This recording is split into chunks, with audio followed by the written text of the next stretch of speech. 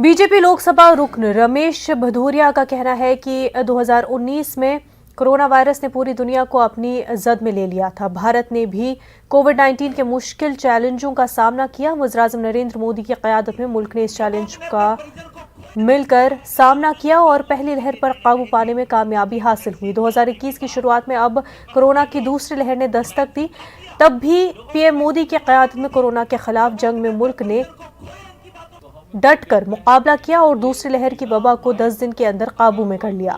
इस कोशिश में पीएम केयर फंड्स से नए ऑक्सीजन प्लांट को मंजूरी देना, आइसोलेशन वार्ड्स का कायम करना, आईसीयू बेड्स और अस्पतालों का इंतजाम काबिल जिक्र है। प्रोग्राम में वज़ीर ममलकत बराए पार्लिमानी उमूर अर्जुन राम मेघवाल भी शामिल थे।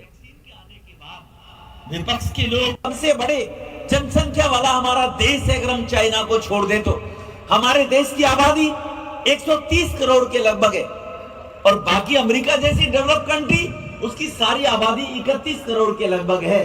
तो आप अंदाजा लगा सकते हैं इतनी बड़ी आबादी के देश में महामारी फैल जाए तो उसमें बचाव कैसा हो सकता है। ये बचाव करने का जो काम किया, दूरदृष्टि रखने वाले हमारे देश के माननीय प्रधानमंत्री जो आज विश्व के सबसे लोकप्रिय नेता हैं, उनकी दूरदृष्टि के कारण हुआ था। ये बिना माइक अगर कोई बोल करके पूरे हाउस में उनके संसद सदस्यों का जो ध्यान आकर्षित करने की किसी में क्षमता है तो रमेश भदौरिया जी में है।